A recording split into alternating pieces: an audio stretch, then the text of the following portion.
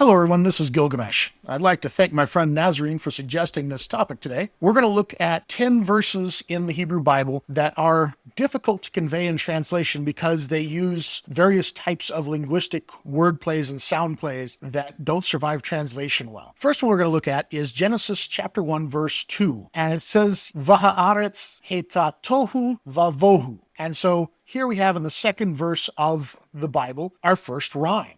We have tohu and vohu. And translations bring these across as void and without form, empty, any number of things like that. Tohu indicates a state of chaos and emptiness.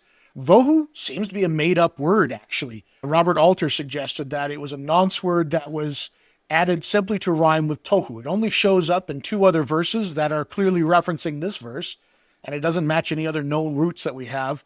So, yeah, it looks like it just sort of made it up here. So, and the earth was empty schmimpty, something like that. Moving on to our next one, we have Genesis 2:25 and then also chapter 3 verse 1. These are back to back in Genesis, the end of chapter 2 and the beginning of 3. It says, Vayahi shenehem arumim ha'adam va'ishto, which is, and the two of them were naked, the man and his wife. And then the next verse, it introduces the serpent here, Vahanathash haya arum. The serpent or the snake was crafty.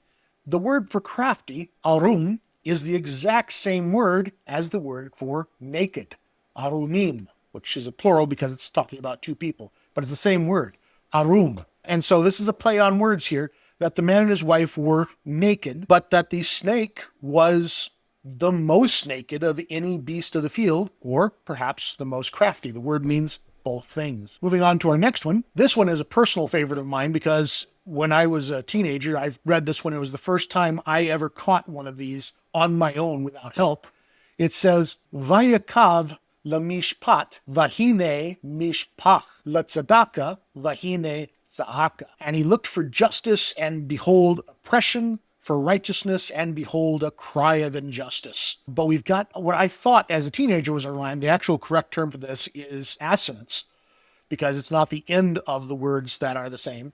But we have here the word mishpat, justice, and the word mishpach, the opposite of justice, oppression. We have the word for righteousness, tzedakah, and the word for a cry of injustice, tza'aka. Isaiah here is making a play on words that isn't really translatable, but it's part of what makes his writing so interesting. Going on to our next one, we have another Isaiah item here. Kiyom mahuma umavusa umavuka. So you may have noticed that was an interesting sound thing there. For it is a day of turmoil and trampling and tumult. I chose those words to kind of approximate what we have in the Hebrew here. We have both assonance and rhyme here. We have mahuma, and then we have mavusa, and then we have mavuka. So they all end in this ah ending here, and they all start with this mem or this m sound, and they all have an abundance of u vowels in them. Mahuma, mavusa, mavuka. Moving on to our next one, we have the Song of Songs, and this one is a great example of alliteration. Shir hashirim asher lashlomo. And I think you can hear it there even if you don't know Hebrew. There is this repetitive sh sound. Shir hashirim asher lashlomo. The Song of Songs, which is Solomon's.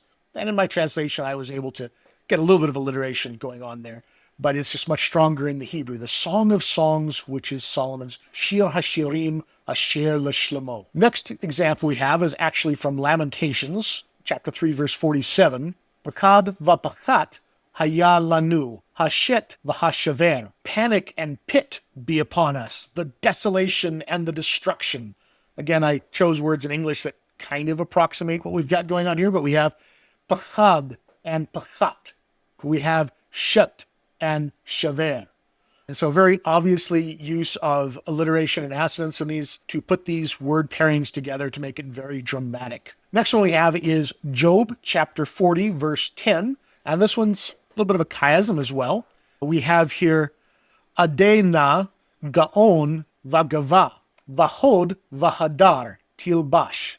So this is adorn with majesty and height, splendor and dignity, clothe. So we have here two pairs of words that go together. We have Gaon and Gava. And then we have Hod and hadar. So we're matching together, just as we did in the last verse here, words that sound similar that use this kind of alliteration and assonance. Going on to our next one, we have Psalm 37:20. And this says here, Kika Karim Kalu, Ba'asan Kalu. And there's some questions around what exactly the translation of this should be, but I'm going to go with like precious meadows they end, with smoke they end. But you can hear here this repetition of this hard K and R sounds throughout. Kikar Karim Kalu, Ba'asan Kalu. We have this again, this alliteration and this assonance going on throughout the verse, which you can't really portray in translation. Next one we have here is a famous one from Proverbs. Everyone loves this one. Proverbs 13:24. Koshek shivto shane bano. Spare his rod, hate his son. This, of course, comes in English as the great bit of wisdom. Spare the rod and spoil the child. This is where it comes from here. Koshek shivto shane bano. And you can hear how it has a very distinct rhythm and rhyme to it. It's very compact and very distinctive. Then we have Isaiah chapter 2, verse 18. Vahalilim Khalil Ya'alof. And the idols he utterly withers. We have this great little bit of assonance here between Halilim, the idols, and Khalil. And then we have the L sound repeated here in Ya'alof. Elilim Khalil. And so it's trying to play off of words that sound similar, that give a certain rhythm to the verse and imbue it with this special meaning and memorable aspect. So that's 10 verses that you may not have heard of before, that have some aspects to them in Hebrew that can't really come across into English too easily. If you like this information, please subscribe. Leave us a comment, especially if you have another verse that I didn't cover that you think should have been included.